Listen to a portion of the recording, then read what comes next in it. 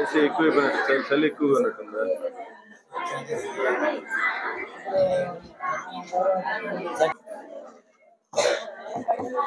ఎంతమంది వచ్చారమ్మా? ఇప్పటికి ఎంతమంది వచ్చారు?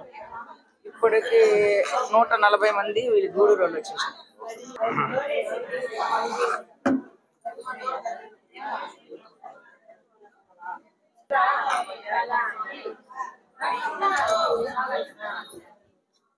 వాళ్ళకి లీడర్స్ కి అందరికి స్వాగతం పలుకుతూ ఈ రోజు మనం క్లాసుల్లో ప్రారంభించుకోవాలనేసి మనము ఈ రోజు జరుపుకున్న ఈ క్లాసులకి అందరికి వచ్చారు కాబట్టి మీరందరూ క్రమశిక్షణగా ఈ క్లాసులు వినాలి. అందరికి నోట్ బుక్లు కూడా ఇవ్వడం అనేది జరుగుతుంది. అందరినీ చూస్తున్నాము సెక్టార్ లీడర్స్ ని. దానిపైన ఈ రోజు మనం ఏం చేయాలనేది 2 రోజులు మనం మాట్లాడుకొని మంచి నిర్ణయంతో మంచి పోరాటంతో చేశాం కాబట్టి కొన్ని విషయాలు మనకు తెలియవు కాబట్టి మన సిఐటియు నాయకత్వం మనల్ని వివరించి మంచి నాయకులుగా తయారు చేసే దానికి క్లాసులు 2 నిర్వహించడం అనేది జరుగుతుంది. అందుకని మీ అందరికీ మరొకసారి ధన్యవాదాలు. 42 రోజుల సమ్మె తర్వాత మీరు సాధించుకున్నటువంటి విజయాలతో ఈరోజు దాని తర్వాత అందరూ విజయోత్సవ సభలు అన్ని జరుపుకున్నారు.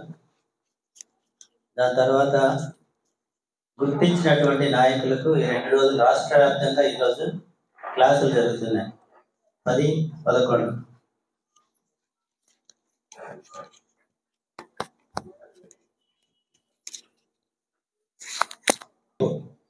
క్లాసులు జరుగుతున్నాయి రాష్ట్ర వ్యాప్తంగా.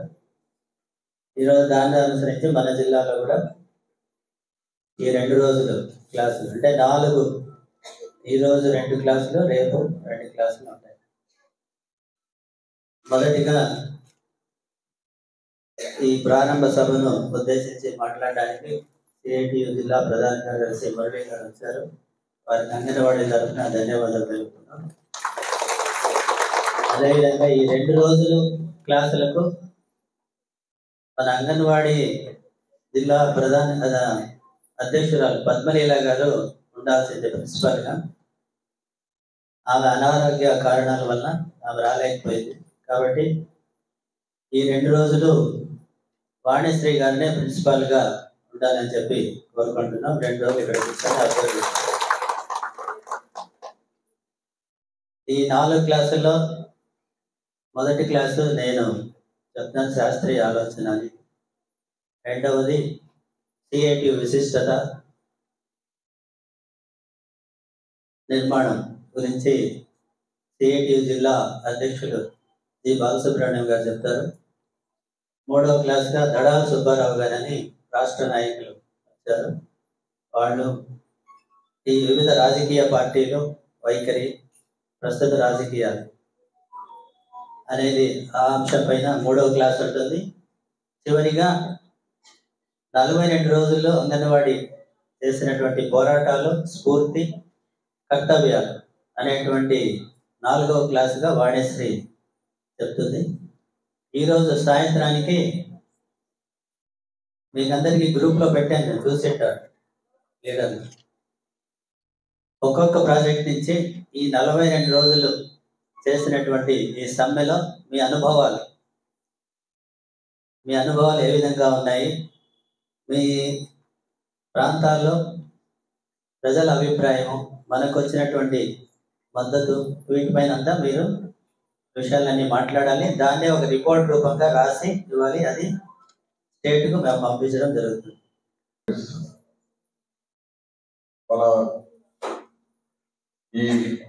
ఈరోజు రేపు జరగబోయే 2 రోజుల క్లాసులకి అధ్యక్షత వహిస్తున్నారు ప్రిన్సిపల్ గా ఉన్నటువంటి మన కామ్రేడ్ వాణిశ్రీ గారు, ప్రసాదరావు గారు గౌరవాధ్యక్షులు, యూనియన్ గౌరవాధ్యక్షులు ప్రసాదరావు గారు, ఈ వేదిక మీద ఉన్నటువంటి మన ప్రాజెక్టు అధ్యక్ష కార్యదర్శులు, జిల్లా కమిటీ సభ్యులు, ఈ కార్యక్రమంలో పాల్గొంటున్నటువంటి మీకు అందరికీ నేను ముందుగా మన సిఐటి తరఫున నమస్కారాలు తెలియజేస్తాను. ఒక విజయాన్ని సాధించి విజేతలుగా మీరందరూ ఇక్కడికి వచ్చారు. 42 రోజుల పాటు ఒక చారిత్రాత్మక సమ్మెని మనం నిర్వహించాం. మనకంటే ముందు వారం రోజుల ముందు సమ్మెను ప్రారంభించినటువంటి మహారాష్ట్రలో ఈ రోజుకి సమస్య పరిష్కారం కాల.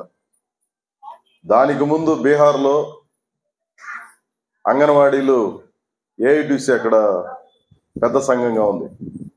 బీహార్లో చాలా సమ్మెని ప్రారంభించారు.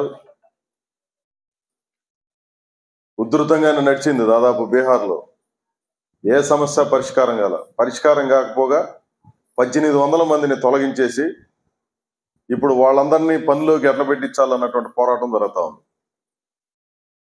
ఆంధ్ర రాష్ట్రంలో ఈ పోరాటం ప్రారంభించడమే కాదు, ఎన్ని రకాల ఒత్తిళ్లు వచ్చినా, ఎన్ని రకాల ఇబ్బందులు పెట్టడానికి ప్రయత్నం చేసినా ఏ మాత్రం చెలించకుండా ఈ సమ్మెని కొనసాగించడమే కాదు, మధ్యలో ఎస్మా పెట్టిన తర్వాత కూడా 16-18 రోజులు కంటిన్యూగా ఎస్మాను సైతం ధిక్కరించి విజయం సాధించినటువంటి చరిత్ర భారతదేశంలో ఉంది. భారతదేశంలోనే అతి గొప్ప ఒక చారిత్రాత్మకమైనటువంటి సమ్మెను మనం నిర్వహించినాం. జగన్మోహన్ రెడ్డి ఆరంభంలో చాలా తేలిగ్గా అనుకున్నాడు ఈ విషయాన్ని. వీళ్ళేముంది, నేను అనుకుంటే నిమిషంలో దీనికి అద్దెలు చేయొచ్చు అని చెప్పి అనుకున్నాడు. కానీ అది సాగలేదు. వాలంటీర్ల ప్రయత్నం చేసినా, సచివాలయ సిబ్బంది ప్రయత్నం చేసినా, అధికార పార్టీ నాయకులు ప్రయత్నం చేసినా, అధికారులందరూ రకరకాల పద్ధతుల్లో ప్రయత్నం చేసినా అదేమీ తెగేటట్టుగా కనపడలా. కొద్ది రోజులు గడిచిన తర్వాత ఏముందిలే, ఈ రోజు కాదు రేపు వీళ్ళు ఉద్యోగాల కోసం వెనక్కి వస్తారని చెప్పి అనుకున్నారు. అనుకొని కొంతకాలం మనం వదిలేశారు. అయినా ఏమి రోజు రోజుకి ఉధృతం అవుతాం తప్ప తగ్గడంలే. ఇక కుదరదు అనుకొని మిమ్మల్ని తొలగించబోతున్నాం అని చెప్పి నోటీసులు ప్రిపేర్ చేశారు. దానికి పరిష్కారం కాల. ఎస్మా పెట్టినారు, దానికి పరిష్కారం కాల. ఇక మిమ్మల్ని అందరినీ తొలగించేస్తున్నాం అని చెప్పి కలెక్టర్ దగ్గర ప్రకటనలు చేయించారు. నువ్వు తొలగించినా ఏం చేసినా ఈ జెండాని దించేది లేదు, మా సమస్య పరిష్కారం అయ్యేదాకా మేము సెంటర్కు పోయేది లేదు అని చెప్పి ఒక ప్రకటన చేసి దానికి అనుగుణంగా మన పోరాటాన్ని నడిపాం. చూస్తున్నటువంటి వాళ్ళకందరికీ ఎట్లుందంటే, ఇది ఎట్లా సాధ్యం అవుతోంది, వీళ్ళేదో చాలా బలహీనలు అనుకున్నాము, వీళ్ళేదో ఈ మహిళలు చేసే పోరాటానికి ఇంత సీన్ ఏముంటుందని చెప్పి అనుకున్నాము. కానీ ప్రభుత్వం, జగన్మోహన్ రెడ్డి చాలా మొండోడు, ఏమి జరగనివ్వడు, ఆయన ఏమనుకుంటే అదే అనుకుంటున్నటువంటి రోజుల్లో జగన్మోహన్ రెడ్డి సైతం దిక్కు తెలియనటువంటి పరిస్థితిని సృష్టించారు. ఈ అంగన్వాడీ వాళ్ళు ఎవరు అని చెప్పి ఈ ఆంధ్ర రాష్ట్రం మొత్తం మన వైపు చూసింది. అప్పటిదాకా తెలియదు. ఈ ఆంధ్ర రాష్ట్రం మొత్తం మన వైపు ఎప్పటి నుంచి చూసిందంటే, మొదటి రోజు రెండో రోజు తెలుగుదేశం పార్టీ వాళ్ళు హడావుడి పెట్టేశారు. మొత్తం ఈ ఉద్యమాన్ని వాళ్ళు నడుపుతున్నట్టుగా హడావుడి చేశారు. మన టెంట్ల దగ్గరికి వచ్చేసి తెలుగుదేశం అయినా, జనసేన అయినా, వైసీపీ అయినా, ఇంకొకరైనా ఎవడు అధికారంలో ఉన్న సమస్యల పరిష్కారంలో వాళ్ళు ఒక పద్ధతిగా వ్యవహరిస్తూ ఉంటే, మనం ఈ ఉద్యమం నుంచి మనం నేర్చుకోవాల్సినటువంటి అంశాలేమి మనం చాలా ఫేస్ చేసాం. మీరంతా కూడా కొంతమంది అయితే తిరుపతి టెంట్కి నేను పోయేవాడిని రెగ్యులర్గా. చాలా టెంట్లకు వచ్చాను, కొన్నింటికి రాలేకపోయినాను అనుకోండి. మా మధ్యన వర్క్ డివిజన్ కారణంగా ఎవరెవరు ఏ టెంట్ల దగ్గర పోవాలనుకున్నా ఆ ప్రకారం నడిచింది. నేను జిల్లాలో కొన్ని కేంద్రాలు కూడా పోయినాను. చాలా పట్టుదల అత్యధికుల్లో కనిపించేది. 95% అంగన్వాడీల్లో ఇది గెలిచే మనం పోవాలి తప్ప వెనక్కి మాత్రం పోకూడదని చెప్పే పట్టుదలను ప్రదర్శించారు. చాలా కొద్ది మంది అయినా, నేను తిరుపతి ప్రాజెక్టులో చూసింది ఒకే ఒక ఆమె చూశాను. ఒక ఆమె ఇది పరిష్కారం కాకపోతే నా పరిస్థితి ఏమి అని రోజు చర్చ, కళ్ళనీళ్ళు పెట్టుకుంటుంది, బాధపడుతుంది, ఏమేమో చెప్తుంది, అందరినీ కన్విన్స్ చేయడానికి ప్రయత్నం చేస్తుంది. అయినా ఏ ఒక్కరు కూడా సంశయించలే. అంగన్వాడీ వర్కర్లే కాదు, ఆయాలు కూడా ఎక్కడ వాళ్ళు వెనక్కి తగ్గల. ఇది గెలిచి తీరాల్సిందే అని చెప్పి వాళ్ళు కూడా పట్టుదలతో ఉన్నారు. అందరూ ఇది ఒక ట్రెమెండస్ రెస్పాన్స్ గా కనిపించింది. ఈ చరిత్ర పునరావృతం అవుతుందని చెప్పి భయపడే జగన్మోహన్ రెడ్డి ఆశా వర్కర్లను నేను ఎట్లా ప్రవర్తించాడో మీరు చూశారు. ఎంత దారుణమైనటువంటి పద్ధతుల్లో చర్చలు కానీ మా నాయకులను పిలిచి అక్కడ లోపల అధికారులతో మాట్లాడుతానంది, బయటకు వస్తానే పోలీసులు ఎత్తేసుకొని వెళ్ళిపోయినారు మన ధనలక్ష్మి గారిని. అంటే ఏ రకమైనటువంటి అంటే పోరాటాలను ఎక్కడా ఎంటర్టైన్ చేయడానికి వీల్లేనటువంటి పద్ధతులను అనుసరించి ఈ ప్రభుత్వం చాలా అన్యాయంగా ప్రవర్తిస్తా ఉందనే దానికి రకరకాల ఉదాహరణలు మనం చెప్పుకోవచ్చు. చాలా సభల్లో అవన్నీ మాట్లాడుకున్నాం. ఇంత విజయం సాధించిన తర్వాత ఇప్పుడు మనం ఇక్కడ ఉద్యమ శిక్షణ తరగతుల పేరు పెట్టి 2 రోజులు మిమ్మల్ని అందరినీ ఇక్కడ ఎందుకు పిలిపించాము అనే డౌట్ మీకు అందరికీ రావచ్చు. ఒకటి మనం గమనించాల్సింది ఏమంటే, ఇప్పుడు పిలిపించింది అందరినీ కూడా మిమ్మల్ని అందరినీ పిలవాల. ఈ ఉద్యమంలో చురుగ్గా ఉన్నటువంటి వాళ్ళు 10 మందో 20 మందో ప్రతి చోట తమకున్నటువంటి పనులన్నింటిని పక్కన పెట్టేసి గెలవడమే ధ్యేయంగా అన్ని రకాల పనులు పక్కన పెట్టి ఈ సక్సెస్ లో కీలకమైనటువంటి పాత్ర పోషించినటువంటి వాళ్ళందరినీ రమ్మని చెప్పి అనుకున్నాం. మనం అందరినీ రమ్మంటే ఈడ కూర్చోడానికి సరిపోదు, మాట్లాడుకోవడానికి సరిపోదు, సీరియస్ డిబేట్ జరగదు. కీలకంగా వ్యవహరించినటువంటి వాళ్ళు, చురుగ్గా ఉన్నటువంటి వాళ్ళందరినీ దీనికి క్లాసులకు రమ్మన్నాం. ఏమి మనం చర్చిస్తాం ఇక్కడ?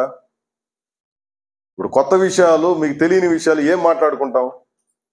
ఇప్పుడు ఇంత వయసు వచ్చేసింది, కొంతమంది రిటైర్మెంట్ కూడా దగ్గరికి వచ్చేసింది. ఇప్పుడు తరగతులు పెట్టి ఇప్పుడు నేర్చుకొని ఇప్పుడు ఏమి చేయాలా అన్నటువంటిది కొంతమందికి అనుమానం ఉంటుంది. ఇంకొంతమందికి అంటే మీరందరూ క్లాసులు వినలేదని కాదు, గతంలో విని ఉంటారు, కొంతమంది కొత్త వాళ్ళు కూడా ఉంటారు. చదువు అంతా అయిపోయింది కదా, ఇప్పుడేం చదువు నేర్చుకోవాలి మనము అనే అనుమానం కూడా ఉంటుంది. కానీ ఈ సొసైటీని చూసే దృష్టి నేర్చుకోవడం కోసం మిమ్మల్ని అందరినీ ఇక్కడ పిలిపించాను.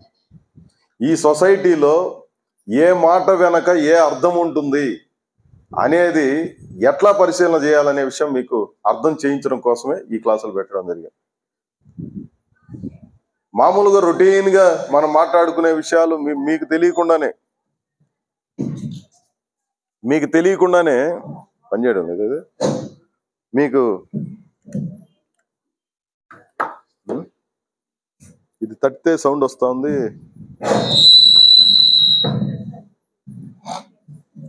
మీకు తెలియకుండానే మనం కొన్ని అది ఆఫ్ చేయాలి. అది ఆఫ్లోనే ఉందా సురేష్? సౌండ్ తగ్గించు అక్కడ. అది అవసరం లేదమ్మా. మంచివా చెడ్డవా వినిపిస్తుంది కదా మా అందరికీ? వినిపిస్తుందా? ఇది పని చేస్తుందా లేదా నాకే డౌట్ వస్తుంది. వైర్ది తీసుకునేదా ఏంటమ్మా?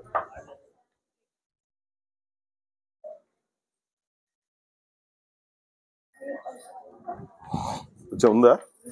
మీ ఫోన్లన్నీ స్విచ్ ఆఫ్ లో ఉండాలా కామ్రేడ్స్? ఒక ఫోన్ ముందర చూసాను. కొద్దిగా సౌండ్ పెంచు సురేష్ సౌండ్ కొద్దిగా పెంచు. వానట్టు కురుస్తా ఉందని అడిగారు అనుకో, వర్షం ఎట్ట పడుతుందమ్మా అని అడిగారు అనుకోండి, పైన దేవుడు కురిపిస్తా ఉన్నాడు అని చెప్పడం చాలా ఈజీ. వాడికి వెంటనే అనిపించేది ఏమంటే పైన ఎవరో కూర్చొని నీళ్లు పోస్తా ఉన్నారు, అందువల్ల వర్షం వస్తా ఉంది అనేది కదా మనం నేర్పించేది పిల్లకాయలకి. దీన్ని శాస్త్రీయంగా చెప్పాలనంటే నువ్వు సైంటిఫిక్ గా చెప్పు. దేవుడు పోస్తానడా లేదా అది మనం పోయి చూసింది లేదు, లేదంటే ఎవరు ఆడపోయి నిజంగానే కూర్చొని పోస్తాడా నిలబడుకొని పోస్తాడా మనకి ఎవరికి ఏమి తెలియదు. పిల్లకాయలకి మనం ఏమి నేర్పించాలా? సైన్స్ నేర్పిస్తే క్వశ్చన్ చేయడం అనేది అలవాటు అవుతుంది పిల్లలకి. క్వశ్చన్ చేయడం అలవాటైతే ప్రశ్నకి సమాధానాన్ని ఎత్తుకోవడం కూడా అలవాటు అవుతుంది. వర్షం ఎట్లా కురుస్తుందనంటే మనం ఏమి నేర్చుకున్నాము? కింద ఉన్నటువంటి నీళ్లు ఆవిరై మేఘాలుగా పైకి వెళ్తాయి, చల్లబడినప్పుడు వర్షంగా కురుస్తుంది. ఇది సైన్స్. దేవుడు కురిపిస్తాడని చెప్పేది సైన్స్ కాదు, అది ఏదో ఒకటి చెప్పేశాను. ఇట్లాంటివి చాలా తెల్లవారితో లేస్తే రాత్రి పడుకునేదాకా ఇదే రకమైనటువంటివి చెప్తా ఉంటాం మనం. కానీ భిన్నంగా ఆలోచించాలి. భిన్నంగా మన జీవితానికి సంబంధించి కూడా ఆలోచించుకోవాలి. మన భవిష్యత్తుకు సంబంధించి ఆలోచించాలి. మీ భవిష్యత్తే కాదు, మీ పిల్లల భవిష్యత్తు, కుటుంబ భవిష్యత్తు, సమాజ భవిష్యత్తు కూడా మనం ఆలోచించాలి. సిఐటిలో పనిచేసే కార్యకర్తలుగా మన కుటుంబాలే కాదు, సమాజ భవిష్యత్తు కూడా ఆలోచించే కార్యకర్తలు మనం. ఇది అన్నిటికంటే కీలకమైనటువంటిది. ఈ రూపంలో ఇప్పుడున్నటువంటి పద్ధతుల్లో నడుస్తూ ఉంటాయి. ఇప్పుడు ఈ రాష్ట్రంలో 13 లక్షల కోట్ల రూపాయల అప్పు ఉంది ఈ రాష్ట్రానికి. ఈ రోజు కూడా 2000 కోట్లు అప్పు చేయబోతున్నారని చెప్పి పత్రికల్లో వచ్చింది. అప్పుకి ఎక్కడ దాకా పరిమితి? ఒక కుటుంబానికి అయితే ఒక పరిమితి. నీకు వచ్చే జీతంలో కొంత శాతం 50% దాకా కూడా అప్పు చేయి,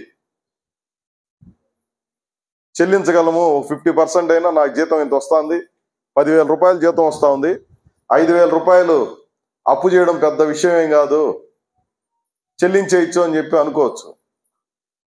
10,000 10 లక్షలు చేసావు అనుకో, నువ్వు 10 లక్షలు చేస్తే నీకు వచ్చే 10,000తో దానికి వడ్డీనే కట్టలేవు. నువ్వు అసలు ఎప్పుడు తీరుస్తావు? నీ శక్తికి మించిన ఇది అయిపోతుంది. ఇప్పుడు రాష్ట్రం కూడా అదే పరిస్థితి.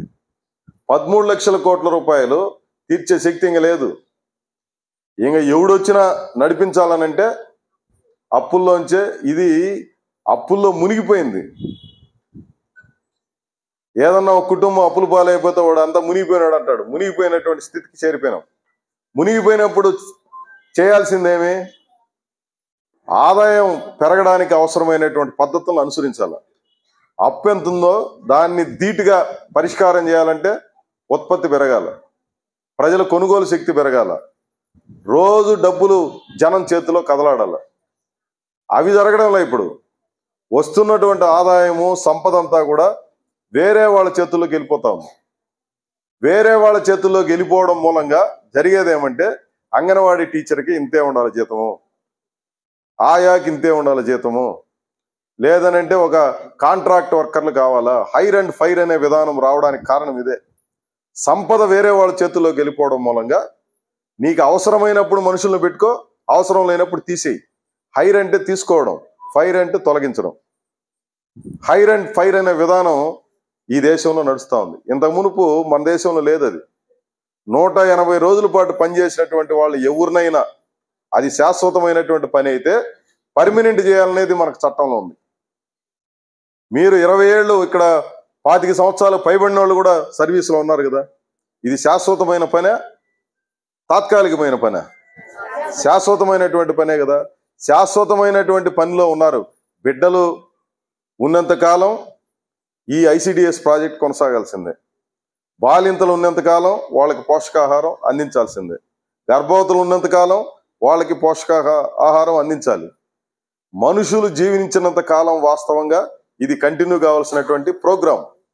ఇట్లాంటి ప్రోగ్రాంలో గౌరవ వేతనం అని ఒక పేరు పెట్టి, నీ దగ్గర 24 గంటలు అవకాశం ఉంటే మనకు నిద్రపోకుండా పని చేస్తారంటే 24 గంటలు కూడా చేయిస్తారు. వీళ్ళు చేయిస్తారు. ఇప్పుడు ఎన్ని అప్లికేషన్లు కావాలన్నా పెడతారు. అదే నిద్ర కూడా పోకుండా చేయడం లేదు కదా. అప్పుడప్పుడు నిద్రపోతున్నాం కదా, చేసేస్తే నిద్రపడుతున్నాం అని చెప్పింది కరెక్ట్. ఈ రకమైనటువంటి పరిస్థితి ఎక్కడి నుంచి సృష్టించబడింది మీకు తెలుసో తెలుదో. ఇప్పుడు నా దగ్గర ఈ పెన్ను ఉందమ్మా. పెన్ను పోయి నువ్వు అడిగితే ఈ పెన్నుని 20 రూపాయలు చెప్తాడు. ఏ దేనికైనా పోయి అడిగితే 10 రూపాయలకి ఏంటంటే ఇస్తాడా? పెన్ను రేట్ ఎంత అంత అంటే, ప్రాణం లేని వస్తువు కూడా తనకు ఒక రేటును నిర్ణయించుకొని నేను ఇంతకైతేనే నీ దగ్గరికి వస్తాను అని అంటుంది. ప్రాణం ఉన్నటువంటి మనిషి తన జీవితానికి అవసరం ఎంతో చెప్పుకోలేనంత దౌర్భాగ్యకరమైనటువంటి పరిస్థితిలో ఈ దేశంలో జీవిస్తున్నాడు. దీన్ని మార్చడం కోసం మన CA2 పనిచేస్తా ఉంది. ఎందుకోసం CA2 పనిచేస్తా ఉంది, ఎర్రజెండా ఎందుకోసం పనిచేస్తా ఉందని చాలా మందికి డౌట్ వస్తూ ఉంది కదా. CA2 పనిచేసేది ఇది. ప్రాణం ఉన్న మనిషి మనం నిర్ణయించుకోలేకుండా మన అవసరం ఎంతనే, ప్రాణం లేని వస్తువు నిర్ణయించుకుంటుంది తన రేట్ ఎంతని. నువ్వు ఏదైనా తీసుకో, ఏ యంత్రమన్నా తీసుకో, నువ్వు నిద్ర లేచిన కాడి నుంచి రాత్రి దాకా మీరు ఉపయోగించే ఏ వస్తువు అయినా ఎవరు నిర్ణయిస్తాడు ధరలో? ఇప్పుడు ఇది 20 రూపాయలమ్మా, లేదంటే నువ్వు ఒక చీర కొంటావు, ఆ చీర రేటుని ఎవరు నిర్ణయిస్తారు? షాప్ ఓనర్ అని మీరు అనుకుంటున్నారు. షాప్ ఓనర్ కాదు, రాజకీయాలు నిర్ణయిస్తా ఉన్నాయి, గుర్తుపెట్టుకోండి. నువ్వు ఒక బియ్యం, 1 కేజీ బియ్యం కొంటావు, రేటు ఎవరు నిర్ణయిస్తారు? పెట్రోలు ఎవరు ధర నిర్ణయిస్తారు? డీజిల్ ధరను ఎవరు నిర్ణయిస్తారు? ఏది వద్దు, నువ్వు పెట్టుకునే ఒక బొట్టు బిళ్ళ ధర ఎవరు నిర్ణయిస్తారు? పెద్ద పెద్ద అవసరంలో మనం ఎవరు నిర్ణయిస్తాం? మనం ఏమనుకుంటామంటే ఎవడో తయారు చేసినవాడో కంపెనీ వాడో వాడు నిర్ణయిస్తారు అనుకుంటారు. కానీ వాళ్ళు కాదు నిర్ణయించేది. వాడు తయారు చేస్తే దాంట్లో సేల్స్ ట్యాక్స్ ఉంటుంది, కమర్షియల్ ట్యాక్స్ ఉంటుంది, లేకపోతే రకరకాల పన్నులు ఉంటాయి. 20 రకాల పన్నులు నువ్వు కొనే ప్రతి వస్తువులో ఉంటాయి. మనం ఏమనుకుంటాం, మనం కొనే ఒక 20 రూపాయలతో నేరుగా వాడికి ఇచ్చేస్తున్నావు అని అనుకుంటాం. నువ్వు వాడికి ఇవ్వడంలే, నువ్వు ప్రభుత్వానికి ఇస్తావు. ప్రభుత్వం ఏం చేయాలి? ఈ డబ్బులు వచ్చినటువంటి డబ్బుల్ని వాడు వస్తువు తయారీకి ఎంత ఉపయోగించాడో దానికి కొంత లాభాన్ని లెక్కించి వాడికి పోయి మిగిలిన డబ్బులంతా కూడా తీసుకున్న తర్వాత ఏ ప్రజలైతే తనకు చెల్లించారో ఆ ప్రజల అభివృద్ధి కోసం, ఆ ప్రజల అవసరాలు తీర్చడం కోసం, అది సమాజ అవసరాలు తీర్చడం కోసం ఈ డబ్బులు ఖర్చు చేయాలి. కానీ జరుగుతున్నది ఏమంటే సమాజ అవసరాల కోసం డబ్బులు ఖర్చు పెట్టడం లే. మీరు పన్నులు ఎగ్గొట్టేశారు, ఉచితంగా తీసుకుంటున్నారు. అమ్మ ఒడి ఉచితం వచ్చింది, నాయన ఒడి ఉచితం వచ్చింది, బియ్యం ఉచితం వచ్చింది, ఆరోగ్యశ్రీ వచ్చింది, ఇది వచ్చింది, అది వచ్చింది అని చెప్పి ఆయన వీరుడు, విక్రమార్కుడు, దేవుడు, ఆయన చాలా గొప్పవాడు, చంద్రబాబు నాయుడు ఇట చేసి ఉంటాడు, లేదంటే జగన్మోహన్ రెడ్డి గారు ఇట చేస్తా ఉన్నాడు, ఇంకొక ఆయన ఎవరు వస్తే ఆయన ఏదో చేస్తాడని చెప్పి రకరకాలు మాట్లాడుకుంటాడు కదా. ఇప్పుడు తెలంగాణ రాష్ట్రంలో మహిళలకి అందరికీ ఫ్రీ బస్సులు అని చెప్పి అదొక వివాదంగా ఇప్పుడు నడుస్తూ ఉంది. లేదు, తమిళనాడు రాష్ట్రంలో పోతే ఇంకొక రకమైనది కనిపిస్తుంది, కర్ణాటక రాష్ట్రంలో పోతే ఇంకోటి కనిపిస్తుంది. ఇదేదో వాళ్ళ దయ కారణంగా, ఇక్కడ కర్ణాటక రాష్ట్రంలో అక్కడ ఉన్నటువంటి ముఖ్యమంత్రి దయతో, లేదంటే సోనియా గాంధీ దయతో వాళ్ళు ఏదో ఇట్లాంటి స్కీములన్నీ పెట్టినట్టు, లేదా తెలంగాణలో రేవంత్ రెడ్డి దయతో లేదా సోనియా గాంధీ దయతో ఇవి పెట్టినట్టుగా ఈరోజు జగన్మోహన్ రెడ్డి గారు చేస్తున్నటువంటి స్కీములన్నీ కూడా ఆయన దయతోనో లేదంటే దేవుడు ఆయనలోకి ప్రవేశించో ఈ సంక్షేమ పథకాలన్నీ పెట్టినట్టుగా చాలా మంది మాట్లాడుతూ ఉంటారు తెలిసి తెలియక. ₹1 కూడా వాళ్ళ జేబుల్లోంచి పెట్టేది కాదు ఇది. ₹1 కూడా వాళ్ళ జేబుల్లోంచి ఎవరు పెట్టరు. ప్రజల నుంచి వచ్చే సంపద లక్షల కోట్ల రూపాయలు ప్రభుత్వానికి వస్తూ ఉంటే దాని ఖర్చుని విచ్చలవిడిగా ఎట్లా పడితే అట్లా చేయడం అనేది, ప్రజలకు ఇవ్వడాన్ని మనం తప్పు పట్టడంలా, ప్రజలకు ఇచ్చేది చాలా తక్కువ, ప్రజలకు ఇస్తున్నటువంటిది డబ్బులు చాలా తక్కువ. ప్రజలకి ఈ పేరు పెట్టేసి తను పనిచేస్తున్నది చాలా ఎక్కువ. తను పనిచేస్తున్నది అంటే తన వాళ్ళ కోసం, తన కోసం, అదానీ లాంటి వాళ్ళ కోసం పనిచేస్తున్నది ఎక్కువ అనే విషయం మనం అర్థం చేసుకోవాలి. 116 కోట్ల రూపాయల ఒక్క రోజు ఆదాయం అదానీ అనేవాడికి. 116 కోట్ల రూపాయలు ఒక రోజుకి ఆదాయం. అంబానీ అని ఇంకోడు ఉన్నాడు, అతనికి కూడా ఏం తక్కువేం ఆదాయం కాదు, ఇతనికి సమానంగానో కొద్దిగా తక్కువనో ఉంటుంది. ఇట్లాంటి వాళ్ళు ఈ దేశంలో 500-600 మంది ఉన్నారు. వీళ్ళ చేతుల్లోకి వెళ్ళిపోతూ ఉంటుంది సంపద అంతా కూడా. ఇప్పుడు ఈ రాష్ట్రంలో అదానీ కోసం రకరకాల కార్యక్రమాలన్నీ చేస్తాడు మన జగన్మోహన్ రెడ్డి గారు. భూములు వాళ్ళకే ఇచ్చేస్తున్నారు, తీర ప్రాంతం వాళ్ళకే ఇచ్చేస్తున్నారు, రోడ్లు వాళ్ళకే ఇచ్చేస్తున్నారు, టోల్ గేట్లో డబ్బులు వసూలు చేసుకునే కార్యక్రమం కూడా అదానికి అప్పజెప్పేస్తున్నారు. ఇది అప్పజెప్పడం మూలంగా మనకు రావాల్సినటువంటి సంపద అంతా కూడా, నేను ఒక్క ఉదాహరణ చెప్తాను మీకు అర్థం కావడానికి. విద్యుత్ ఉంది, ఈరోజు కరెంటు ఛార్జీలు పెరుగుతూ ఉన్నాయి, తగ్గుతా ఉన్నాయి. మనకు ఎందుకు పెరుగుతూ ఉన్నాయి ఛార్జీలు?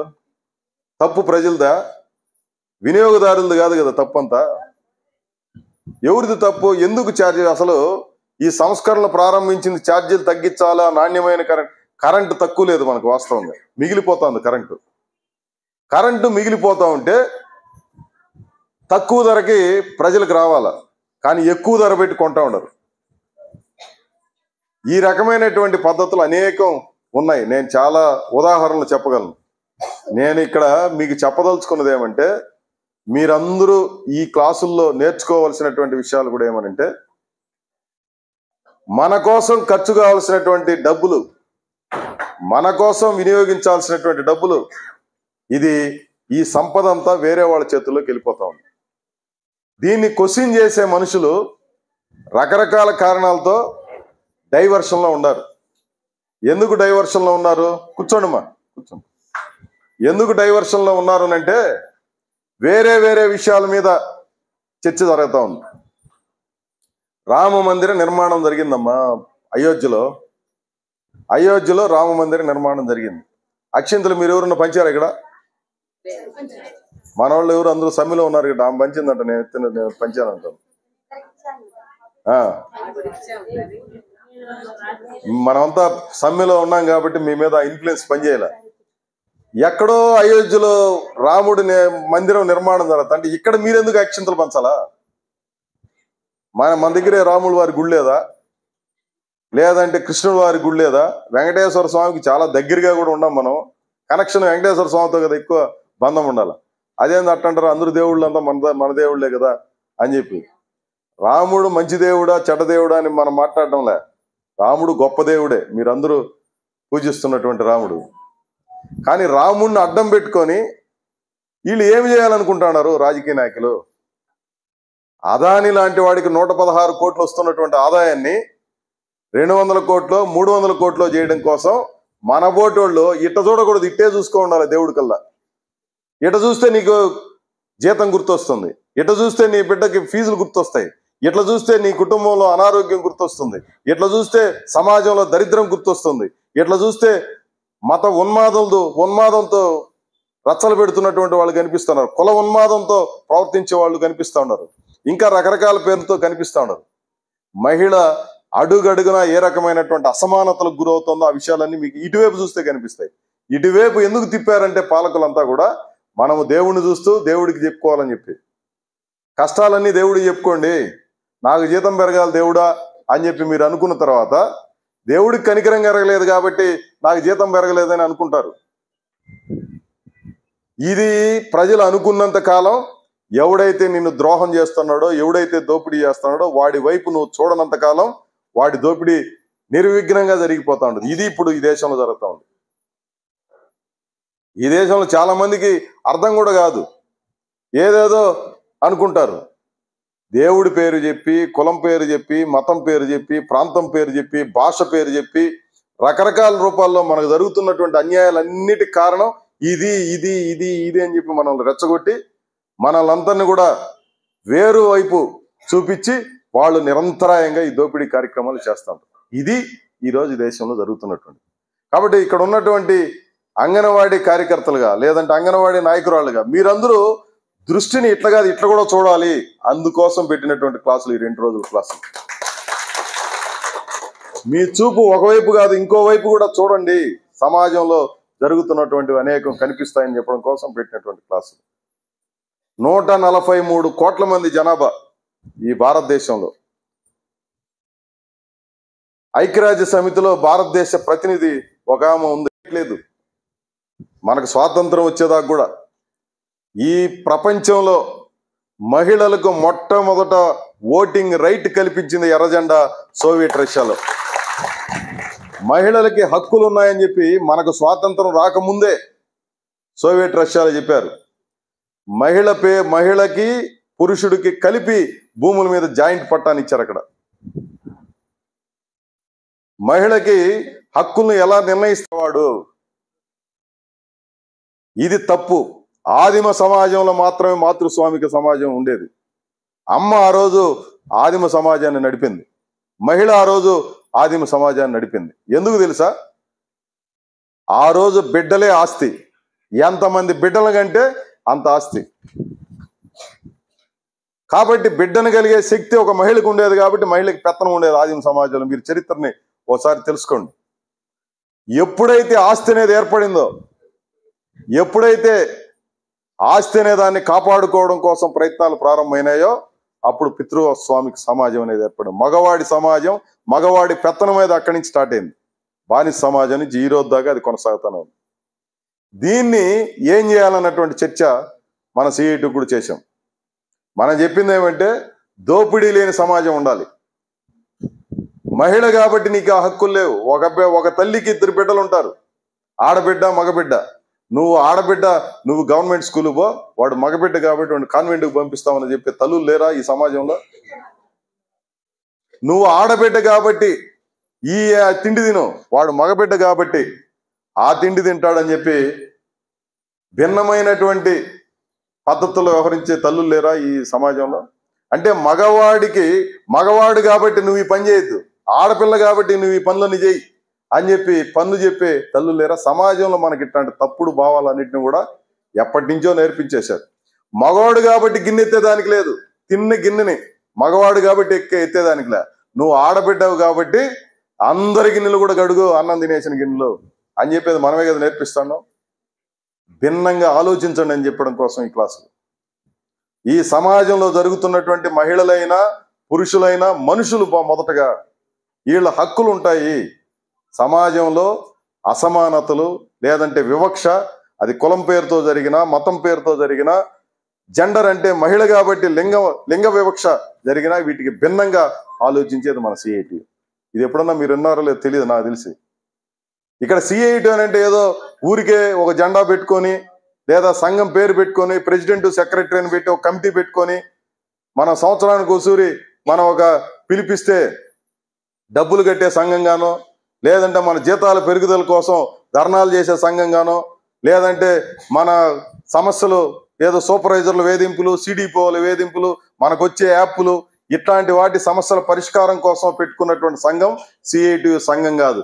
ఈ సమాజంలో ఉన్నటువంటి అసమానతల్ని రూపుమాపడం కోసం ఎగరేసినటువంటి ఎర్ర జెండా ఇదనే విషయం మీకు అర్థం కావడం కోసం ఈ 2 రోజుల క్లాసు. అంతటి లోతైన దృష్టితో మీరు నేర్చుకోవాలని చెప్పి నేను కోరుతున్నాను. చాలా మంది మీరందరూ అద్భుతమైనటువంటి పోరాటం చేశారు, దాంట్లో ఏమాత్రం సందేహం లేదు.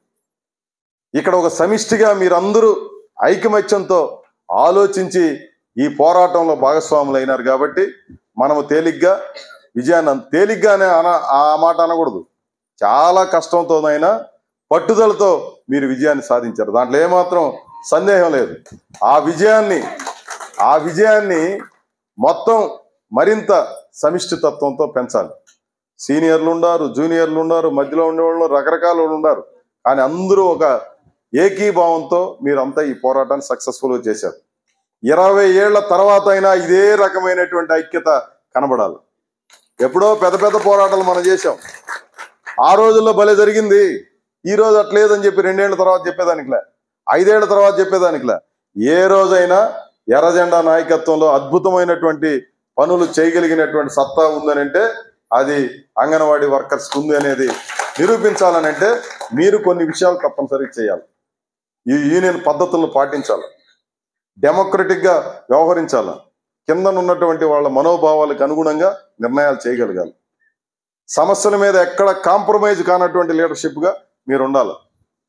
సిడిపోలకి డబ్బులు ఇచ్చే సంఘంగానో, లేదంటే సూపర్వైజర్తో కుమ్మక్కైపోయే సంఘంగానో, లేదంటే అధికారులతో కుమ్మక్కైపోయే సంఘంగానో, లేదంటే తప్పుడు మార్గాల్లో నడిచేటువంటి పద్ధతుల్లో ఉండే సంఘంగానో, ఈ టైప్ ఆఫ్ సంఘాలు నడపడం కోసం కాదు మనం ఈ సిఐటిని పెట్టుకున్నది. నేను ఇంత మునిపే చెప్పాను కదా, సమాజ మార్పు కోసం నడుపుతున్నటువంటి సంఘం అని చెప్పి. అందుకనే మిగిలిన వాళ్ళకి ఎవరికి అర్థం కూడా కాదు. ఐఎఫ్టిఈ వాళ్ళు, ఏఐటీసీ వాళ్ళు వచ్చి మనం ఉమ్మడి కార్యాచరణ చేస్తామని చెప్పి చాలా పెద్ద ఎత్తున ఒత్తిడి తెచ్చారు. అప్పుడు మన వాళ్ళకి కూడా రకరకాల అనుమానాలు వచ్చినాయి, ఈ సంఘాలు వీళ్ళు ఏడ కరెక్ట్గా నిలబడరే ఎట్లా అని చెప్పేసి.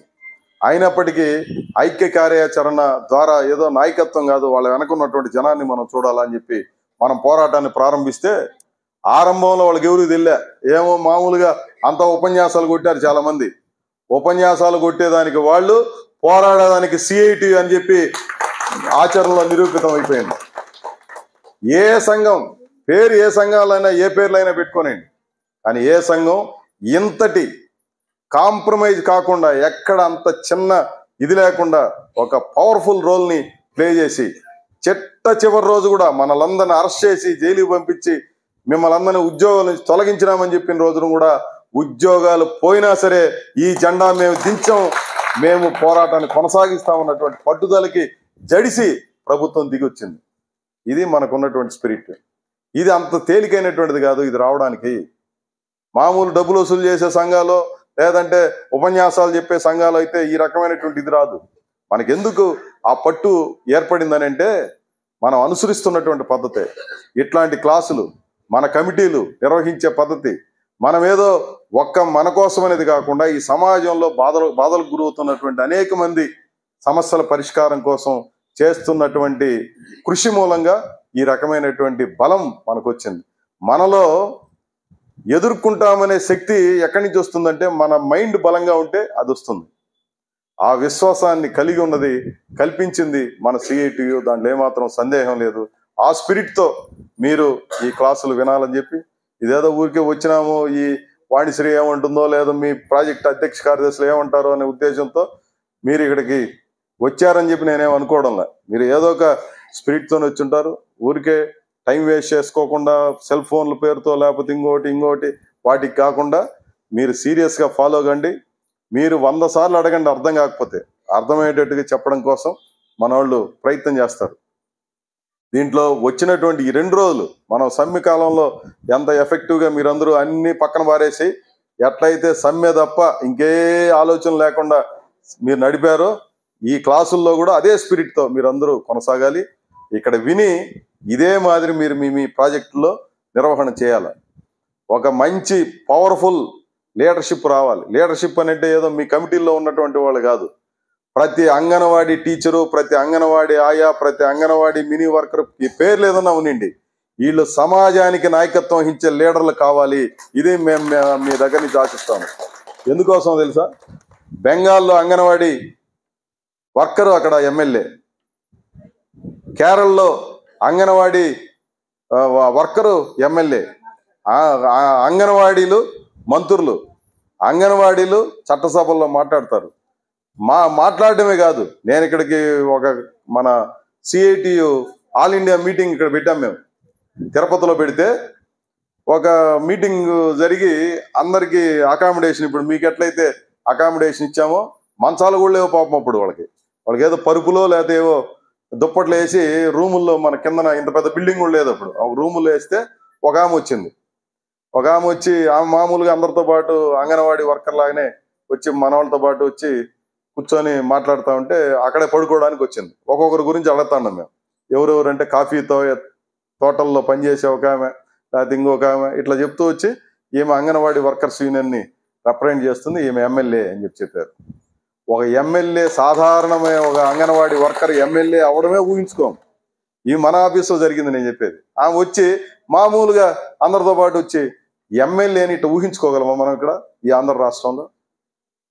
ఎమ్మెల్యేలు కూడా మంత్రుల కంటే ఎక్కువైపోయాడు. ఇప్పుడు వాడికి ఒక ముందర మున్సిపల్ చైర్మన్లే అంటాను ఇక్కడ. మన ఎమ్మెల్యేలకి ఇప్పుడు పోలీసులు అందరూ అన్ని పనులు పక్కన పెట్టి ఈయన ముందర పోవాలా. ఈయన పోయేటప్పుడు వెనకాల ఉండే గన్మెన్లే టైం వేస్ట్ వాళ్ళకి. అది కాకుండా మళ్ళా ఊర్లో తిరిగేటప్పుడు ఒక పైలట్ అనమాట. మంత్రులకు ఉండేది ఇంత మునుపు, ఇప్పుడు ఎమ్మెల్యేలకు కూడా పెట్టే. ఏమి వాళ్ళ నాయన సొత్తు ఏం కాదు కదా. జగన్మోహన్ రెడ్డి ఎవడికి ఏం కావాలంటే సంతకాలు పెట్టి పంపించేస్తున్నాడు. అంగన్వాడీ టీచర్లకి జీతాలు పెంచండి, ఆయాలకు జీతాలు పెంచండి అంటే ఆటంకాలు తప్ప ఎమ్మెల్యేలకు ఎన్ని కావాలన్నా ఏమైనా చేసేస్తున్నటువంటి పరిస్థితి మనం చూస్తున్నాం. ఇట్లాంటి సమాజం వద్దు. సామాన్యుడి గురించి ఆలోచించే సమాజం కావాలని పనిచేసే సంఘం మంది. అందుకోసం ఆ స్పిరిట్తో జరిగే ఈ క్లాసుల్లో మీరందరూ పార్టిసిపేట్ చేస్తున్నారు. దీన్ని ఫలితం వచ్చేటట్టుగా మీరందరూ వింటేనే ఫలితం వస్తుంది. కాబట్టి దానికి అనుగుణంగా మీరందరూ పార్టిసిపేట్ చేయాలని చెప్పి నేను మీకు అందరికీ తెలియజేస్తూ, మరొకసారి మీకు అభినందనలు తెలియజేస్తూ సిఐటి తరఫున నమస్కారం, సెలవు కాంగ్రెస్.